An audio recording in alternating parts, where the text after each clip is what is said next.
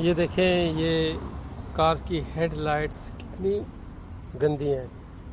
तो इसको साफ़ करने का मैं आपको एक आसान तरीका दिखाता हूँ। ये मैंने बेकिंग पाउडर और टूथपेस्ट को मिक्स किया है और ये हम इसके ऊपर लगाएंगे और देखते हैं कि ये कैसा रिज़ल्ट देता है, साफ़ करता है या नहीं। ये मैंने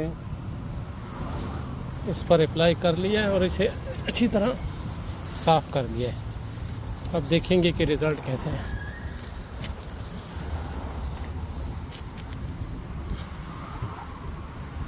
आप देख सकते हैं कि अच्छा खासा साफ़ कर दिया है।